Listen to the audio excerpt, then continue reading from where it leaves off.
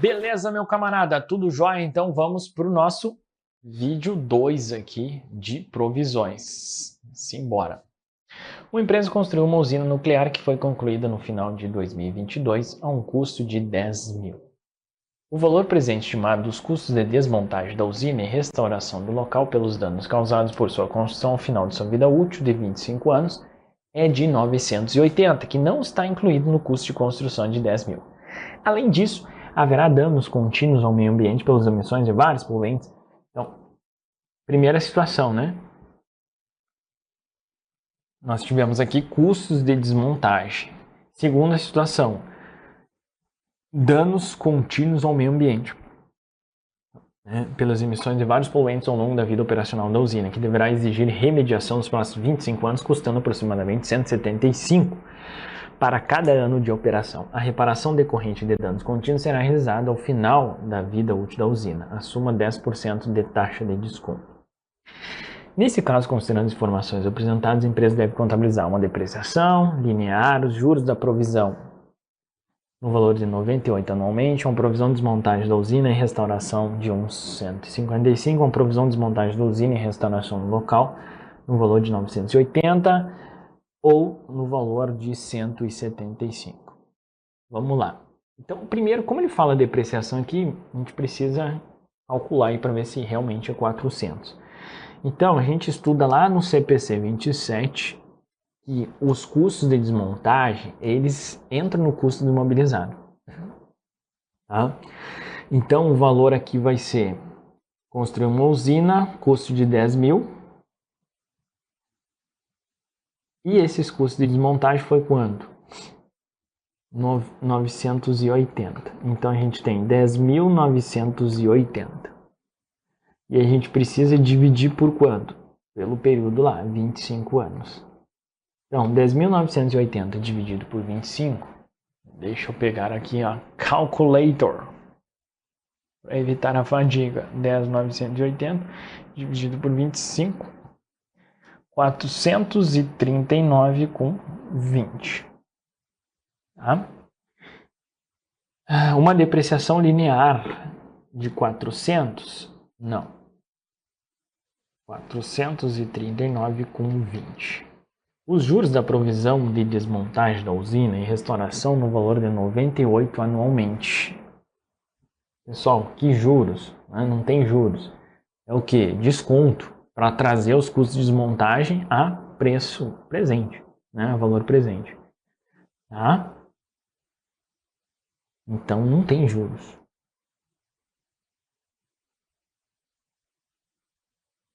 Juros de provisão é ótimo.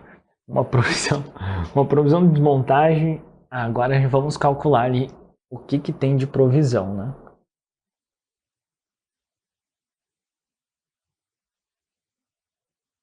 Vamos lá. Simbora. Uma empresa construiu, beleza, blá blá blá. Além disso, haverá danos contínuos. Então, o valor presente dos custos de desmontagem. Pessoal, então, essa parte dos custos de desmontagem, tá? Eles entram no custo e, além disso, eles são reconhecidos, né, conforme o CPC 25. Tá? Então, nós vamos basicamente fazer o seguinte. Esses 900 entram no custo, né? Então a gente debita o imobilizado. E aonde que é o crédito? Em provisão. Legal, né? Então, é isso. Com desmontagem. Sei lá, o nome aqui não interessa muito. Tá? Pelo valor de quanto? De 980. Então, temos uma provisão de 980? Sim. Então, 175 já era aqui. E essa restauração do local aí? Qual é a grande jogada, pessoal? Haverá danos continuamente pelas emissões de vários poluentes ao longo da vida operacional da usina, que deverá exigir remediação nos próximos 25 anos, custando aproximadamente 175 para cada ano de operação. Reparação decorrente de danos contínuos será realizada ao final da vida útil da usina. Assuma 10% da taxa de desconto. O que acontece aqui, pessoal? O problema é que, na minha percepção aqui, somente com isso aí, haverá danos contínuos ao meio ambiente pelas emissões de vários poluentes. Então ele teria que trazer maiores informações para dizer que realmente tem uma obrigação formalizada, uma legislação, né? Ou até mesmo não formalizada. Né? Tipo, ela foi ao mercado e disse que, sei lá, não emitiria poluentes ao longo da vida operacional. Então, né, tinha uma política, enfim, alguma coisa nesse sentido. Mas, nesse caso, como não tem, então esse valor de 175 não é provisionado. Tá? A princípio, é essa melhor interpretação aí. Tá bom? É isso. Então, esse 175, eu sei que na dúvida lá, fiquei entre duas, e agora? Mas para a gente computar danos ambientais, acho que até tem exemplo, né? No próprio CPC 25, aquilo precisa do quê? De uma obrigação formalizada, ou seja, uma legislação dizendo, né, regrando sobre isso aí, ou uma obrigação presumida que gera expectativas válidas em terceiros. Mas assim, né, infelizmente, somente com isso aí, a interpretação que você tem, eu até concordo, né, com 980, mas daria margem, porque isso aqui é uma questão subjetiva, porque aí o pessoal começa, mas ali no verbo, além disso, haverá danos. Tá, danos, ok, haverá danos, isso é fato. Tá, mas esse dano tá dentro de um limite? Tá? Porque assim, em tese, tudo que é indústria tem dano ao meio ambiente? Sim. Né? Pelas emissões de vasos poluentes, que deverá exigir remediação. O problema até está aqui, que deverá exigir remediação nos próximos 25 anos, custando aproximadamente 175 para cada ano de operação. Problema ali, deverá exigir remediação nos próximos 25. Então, daria para interpretar quando esse 175 impactando? Sim. Né? Não ficou muito boa assim a redação, num sentido que a gente convicto por 980.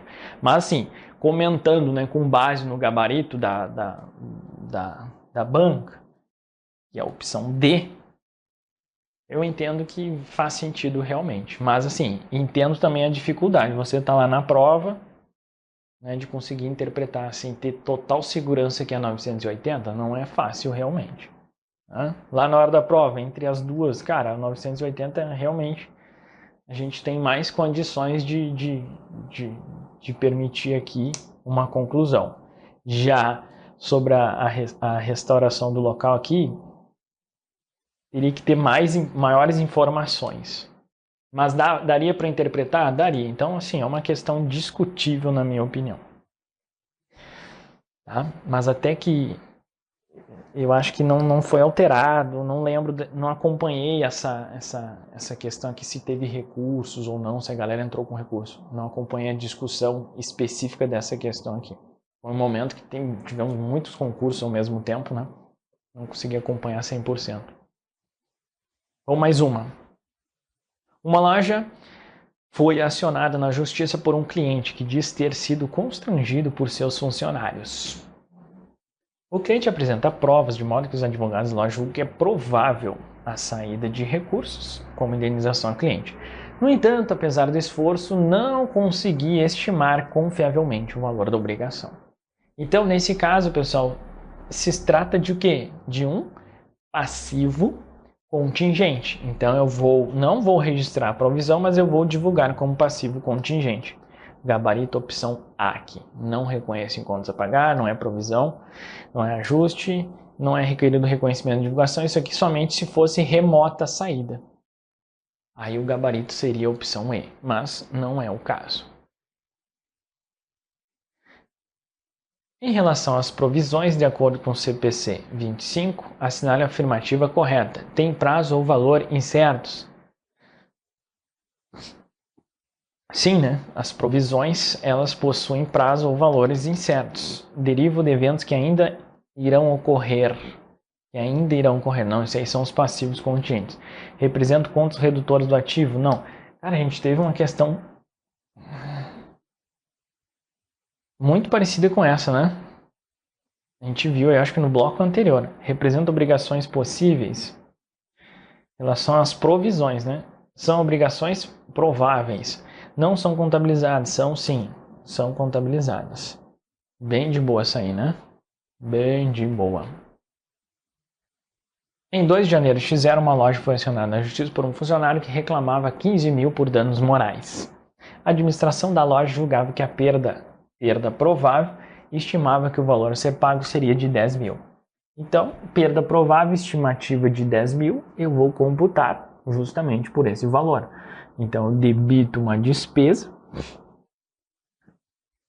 e credito a provisão. Então, esse aqui é o correto lançamento contábil aí, a opção B.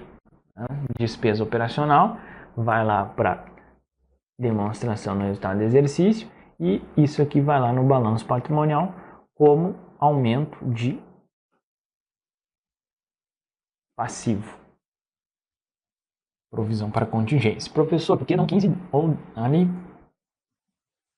15 mil? Tem aí a opção de 15? Sim, a opção C, né? Porque é a estimativa que a empresa fez e não o que está lá na ação. Tá? Uma coisa é o valor da causa, outra coisa é a estimativa mais confiável, considerando os cenários. Tá? Então, é isso aí. O setor jurídico consegue, né, chegar numa estimativa baseada em casos correlatos, jurisprudência e por aí vai. A companhia aérea X faz viagens em parceria com a companhia aérea Y. Em janeiro de X0, alguns passageiros entraram na justiça contra elas. Os advogados das companhias julgaram que a perda era provável, estimando um montante de 40 mil. Então, provável, estimativa, ok. Provisão, né? Só que aqui tem um caso interessante porque são duas empresas, né? X e Y. A companhia X e a companhia Y combinaram que seriam responsáveis pela obrigação de modo conjunto e solidário, de modo que cada um arcaria com metade do valor, 20 mil. Assinale a opção que indica a contabilização do fato nas demonstrações contábeis da companhia X. E aí?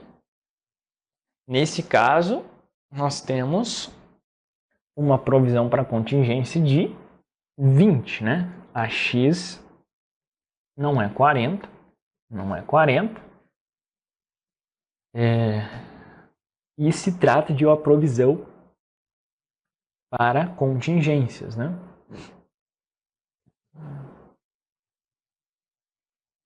Beleza? Então, a contabilização do fato nas demonstrações da companhia X é uma provisão para contingências. Né? Por quê, pessoal? Porque contabilização é o que? Reconhecimento nas demonstrações. E o passivo contingente não é contabilizado.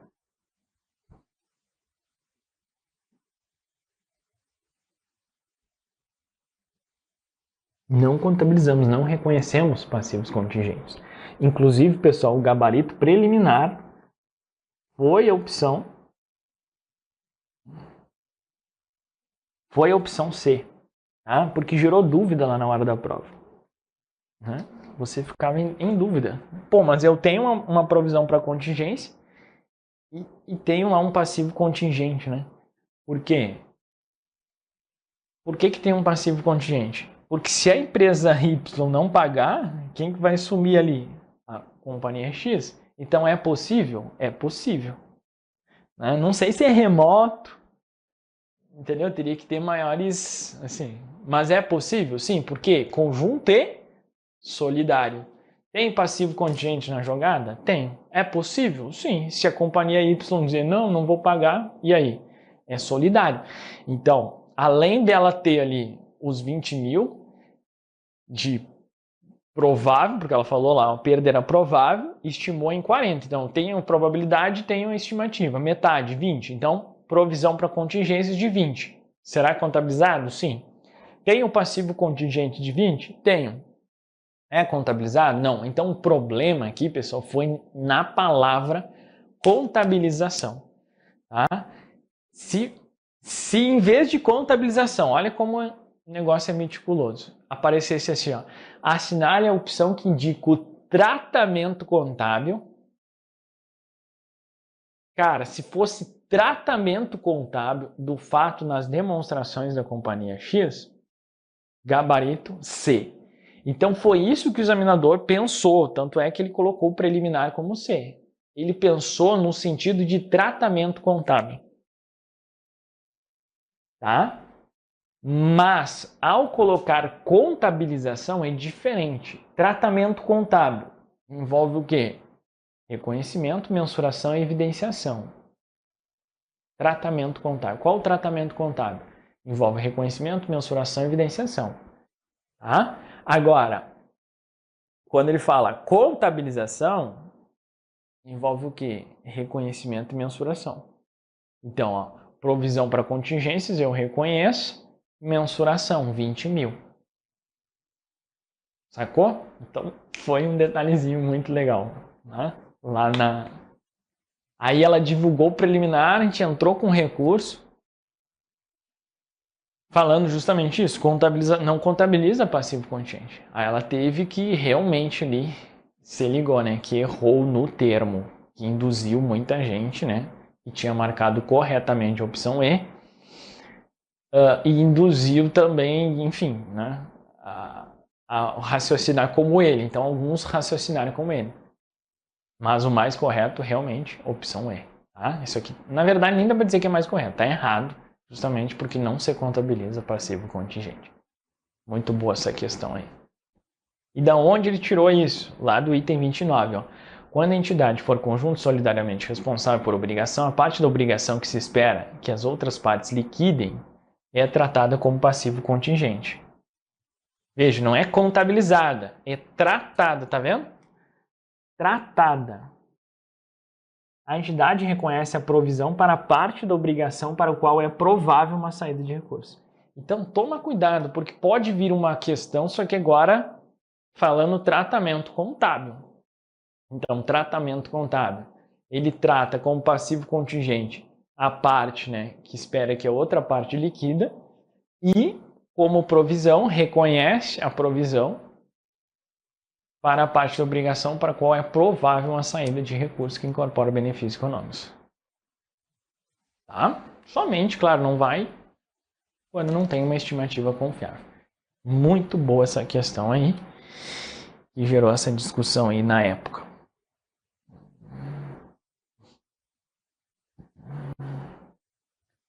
Vamos mais uma. Caso 1.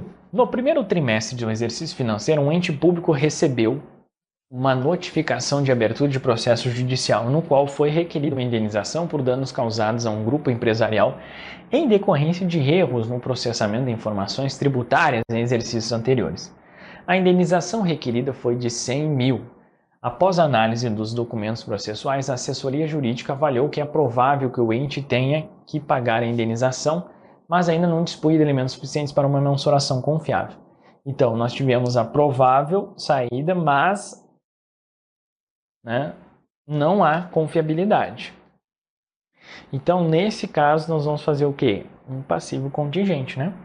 Considerando os elementos, suas demonstrações contadas pelo referência, o ente público deve aguardar o julgamento final da ação? Não. Registrar reserva de contingência? Não.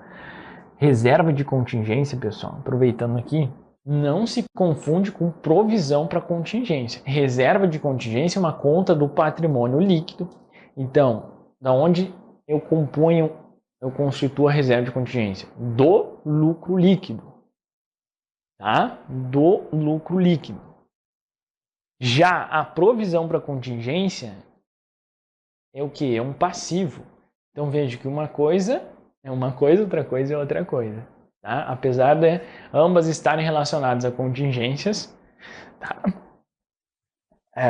A diferença é que a reserva de contingência é algo cíclico, perdas futuras cíclicas. Né? Então, cara, já tira uma partezinha do lucro para esse tipo de contingência.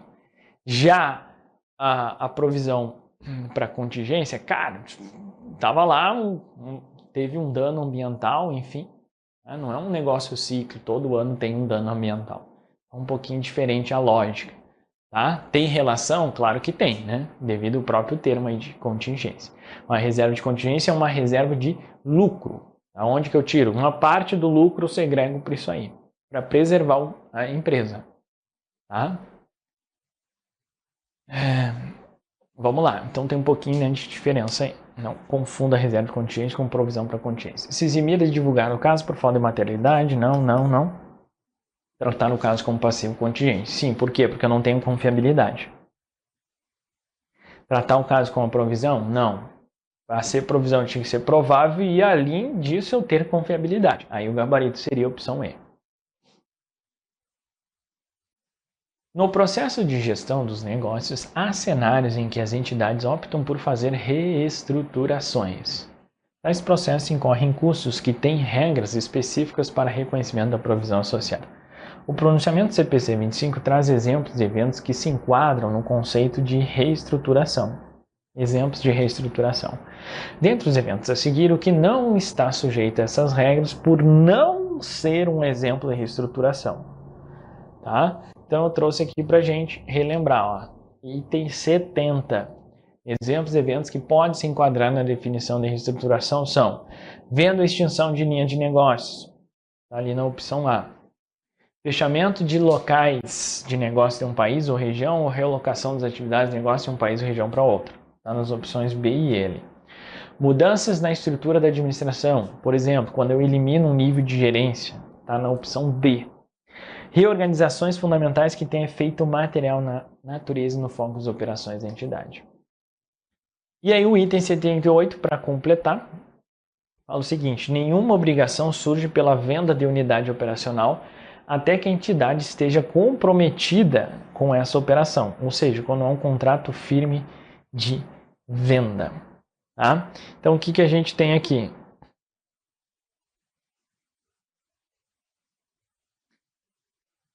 Nós temos o seguinte: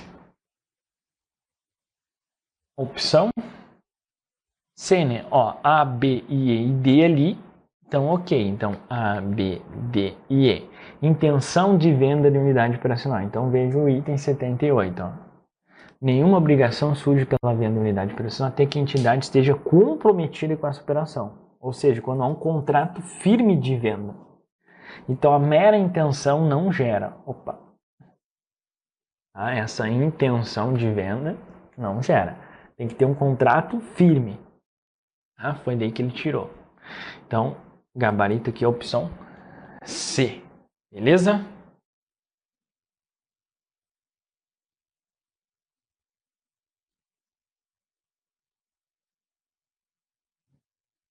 Beleza.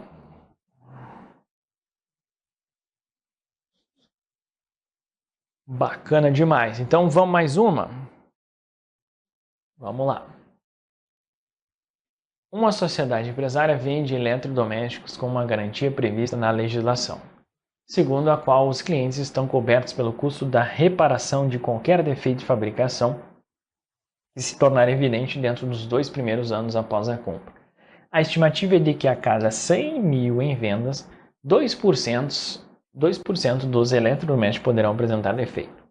Em dezembro de 2020 foram vendidos 300 mil em eletrodomésticos, com recebimento do valor previsto para janeiro de 2021. Além disso, a garantia tem vigência até dezembro de 2022. A despesa com provisão para garantia deve ser reconhecida no ano de... Essa questão aqui gerou muita confusão de interpretação. Tá? Beleza, quando que eu reconheço a provisão? Da onde que ele tira isso aí, pessoal? Essas partes de garantia, essas questões. É nesse exemplo aí, ó. Vamos ler o exemplo do CPC 25. O fabricante dá garantias no momento da venda para os compradores de seu produto. De acordo com os termos do contrato de venda, o fabricante compromete consertar por reparo ou substituição defeitos de produtos de horário aparentes dentro de 3 anos desde a data da venda. De acordo com a experiência passada, é provável, ou seja, mais provável que sim do que não, que haverá algumas reclamações dentro das garantias. Aí, para me computar como provisão, preciso responder, né, algumas perguntas. Ó. Há obrigação presente com o resultado do evento passado que gera obrigação? Sim ou não? Sim, né? O evento que gera obrigação é a venda do produto com a garantia. Então, ó, o evento que gera obrigação é a venda do produto com a garantia, o que dá origem à obrigação legal. Saída de recurso envolvendo benefício futuro de liquidação. É provável, né? Para as garantias como um todo.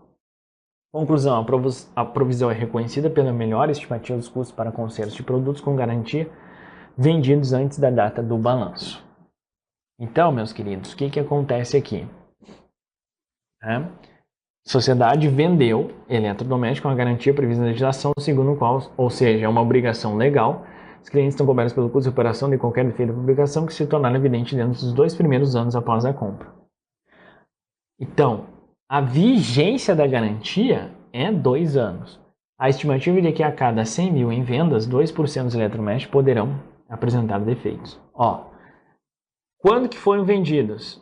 Foram vendidos em 2020. Então, em dezembro de 2020, foram vendidos 300 mil em eletrodomésticos, com recebimento do valor previsto para janeiro de 21. Além disso, não interessa quando foi o recebimento, e sim quando ocorreu a venda. Olha lá. O evento que gera obrigação é a venda do produto com a garantia, o que dá origem à obrigação.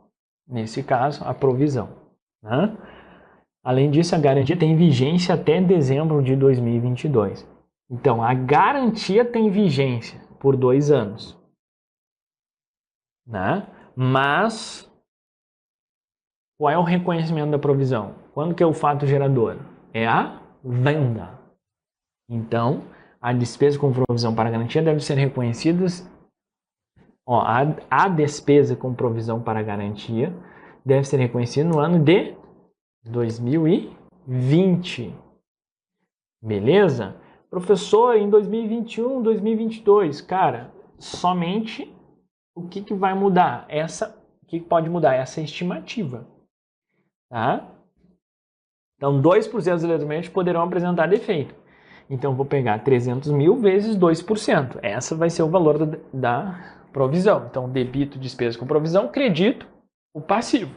Tá?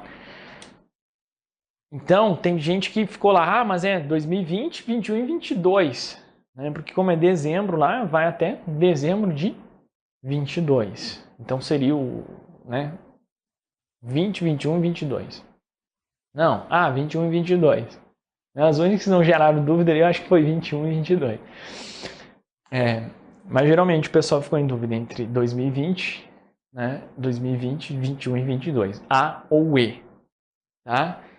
E não faz sentido a E, porque a despesa com provisão para garantia vai ser reconhecida no ano que ocorreu a venda. Esse é o fato gerador, 2020. Mas a vigência da garantia até 2022. Sim, a vigência da garantia, mas a provisão para garantia é reconhecida em 2020. E nos outros anos, está feito já a provisão para garantia. Nos outros anos, o que vai acontecer? O que pode mudar? Aquela estimativa lá. Eles percebem que, cara, tá dando 10% de defeito. Então, o que eles vão fazer? Eles vão revisar a provisão. E aí eles vão provisionar o restante. Mas, mantidas as estimativas dos 2%, está feita a garantia lá de provisão, que é os 6 mil. Tá? Beleza? Então, muito boa essa questão aí pra gente se ligar nesses detalhezinhos aí.